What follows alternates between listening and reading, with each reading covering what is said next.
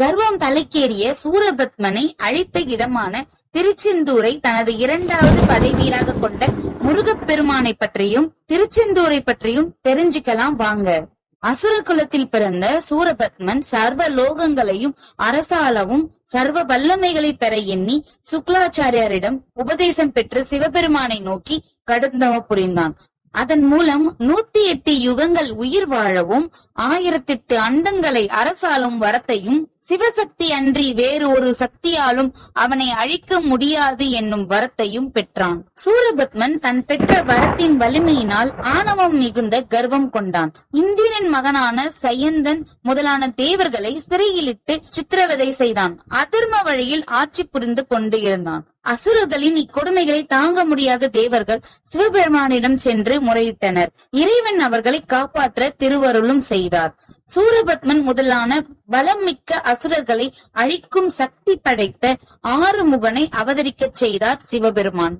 தேவர்களை துன்புறுத்தி வந்த சூரபத்மன் மீது படையெடுத்து போரிட முருகப்பெருமான் வரும் வழியில் எதிர்பட்ட தாரகாசுரனையும் அவனுக்கு துணையாக நின்ற கிரௌஞ்ச மலையையும் அழித்து விட்டு தன் படைகளுடன் வந்து திருச்செந்தூரில் இருந்தார் முருகப்பெருமான்.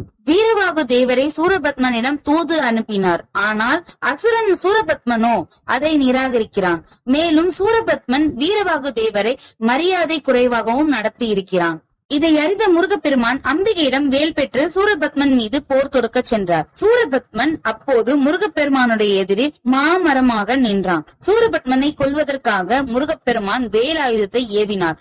மரத்தின் ஒரு பாதி மயிலாகவும் மறுபாதி சேவலாகவும் மாறியது.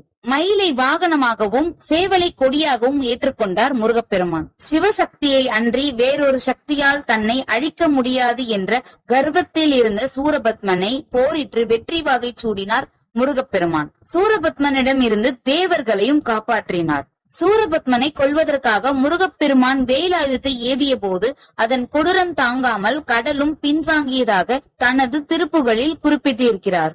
இவ்வளவு அதிசயங்கள் நிறைந்த திருச்செந்தூரை தனது இரண்டாவது படைவீடாக கொண்டுள்ளார் முருகப்பெருமான். இவ்வளவு சிறப்பு வாய்ந்த இந்த திருச்செந்தூர் முருகர் கோயில்ல 2 மூலவர்கள் இருக்கிறாங்க. எல்லா கோவில்களிலுமே ஒரே ஒரு மூலவர் தான் இருப்பாங்க. ஆனா திருச்செந்தூர்ல மட்டும் 2 மூலவர்கள் இருக்கிறாங்க. முருகப்பெருமானே பாலசுப்பிரமணிய சுவாமி என்றும் சண்முகர் என்றும் 2 மூலவர்களாக இங்கு அருள்பாலிக்கின்றனர். பாலசுப்பிரமணிய சுவாமி கிழக்கு பார்த்தும் சண்முகர் தெற்கு பார்த்தும் அருள்பாலிக்கின்றனர். பாலசுப்பிரமணிய சுவாமி தனியாகவும் சண்முகர் வள்ளி தெய்வ யானையுடனும் எழுந்தருளி உள்ளார். இங்கு வீரவாகு தேவருக்கே முதல் மரியாதை. திருச்செந்தூருக்கு வீரவாகு தேவர் காவல் தெய்வமாக இருப்பதால் இத்தலத்திற்கு வீரவாகு பட்டினம் என்றும் ஒரு பெயர் உண்டு. இங்கு வீரவாகு தேவருக்கு பூஜை நடந்த பிறகே மூலவருக்கு பூஜை நடக்கிறது. கர்ப்ப கிரகத்தில் வீற்றிருக்கும் மூலவரான முருகப்பெருமான் பாலசுப்பிரமணியர் என்று அழைக்கப்படுகிறார். முருகப்பெருமானின் திருவுருவம் சிவ பூஜை செய்யும் வகையில் இருக்கிறது. இவருடைய 4 திருக்கரங்களுள் 2 அபய வரத அஸ்தங்களையும் மற்றொன்று புஷ்பம் ஏந்தி அர்ச்சனை செய்யும் கரமாகவும் இன்னொரு கரம் ருத்ராட்ச மாலையை தாங்கிக் கொண்டும் அமைந்துள்ளது. இவர் தவக்கோலத்தில் இருப்பதால் வள்ளி தேவையான இருவரும் அவருடன் இல்லை. கையில் தாமரை மலருடன் உள்ள கந்தன் சூரபத்மனை சம்காரம் செய்து ஆட்கொண்ட பிறகு தனது வெற்றிக்கு நன்றி தெரிவிக்கும் வகையில் தாமரை மலர் கொண்டு சிவ பூஜை செய்தார் முருகப்பெருமான். மூலஸ்தானத்தில் முருகன் கையில் இன்றும் அந்த தாமரை மலரை நாம் பார்க்கலாம். மூலவருக்கு பின்னால் காணப்படும் அறை பாம்பறை என்று அழைக்கப்படுகிறது. இது சுரங்க அமைப்பினை உடைய அறையாகும். இந்த அறையின் மேற்கு பாகத்தில் முருகப்பெருமானால் பூஜிக்கப்பட்ட பஞ்சலிங்கங்கள் இருக்கின்றன. சிறப்பு மிக்க நாழி கிணறு. சூரசம்காரம் முடிந்த பிறகு முருகப்பெருமான் சிவபூஜை புரிந்த இடமும் திருச்செந்தூரே ஆகும். சிவலிங்க அபிஷேகத்திற்காக தன்னுடைய கை வேலினால் முருகப்பெருமான் ஸ்கந்த புஷ்கரணி தீர்த்தத்தை உண்டாக்கினார். இத்தீர்த்தம் இன்றளவும் திருச்செந்தூரில் காணப்படுகிறது. 1 சதுர அடி அளவே உள்ள இந்த கிணறு கடற்கரையில் அமைந்துள்ள போதிலும் இத்தீர்த்தம் உப்பு சுவையின்றி தூய நீராகவும் நோய்களை தீர்க்கும் குணமுடையதாகவும் இருக்கிறது. அதிசயங்கள் நிகழ்த்தும் பன்னீர் இலை விபூதி. திருச்செந்தூர் என்றதுமே நினைவுக்கு வருவது விபூதி பிரசாதம்தான். பன்னீர் இலைகளில் விபூதியை மடித்து கொடுப்பதே இலை விபூதியாகும். வேதங்களே இங்கு பன்னீர் மரங்களாக இருந்து முருகப்பெருமானை வழிபடுவதாகவும், விஸ்வாமித்திரர் இங்கு வந்து முருகப்பெருமானை வழிபட்டு இலை பிரசாதத்தை சாப்பிட்டு தனக்கு ஏற்பட்ட குன்ம நோயை குணமாக்கி கொண்டதாகவும் புராண வரலாறு தெரிவிக்கிறது. அதுபோலவே ஆதிசங்கரரும் தனக்கு ஏற்பட்ட காச நோயை திருச்செந்தூர் முருகனை வழிபட்டு இலை விபூதியை உட்கொண்டுதான் போக்கிக் கொண்டார்.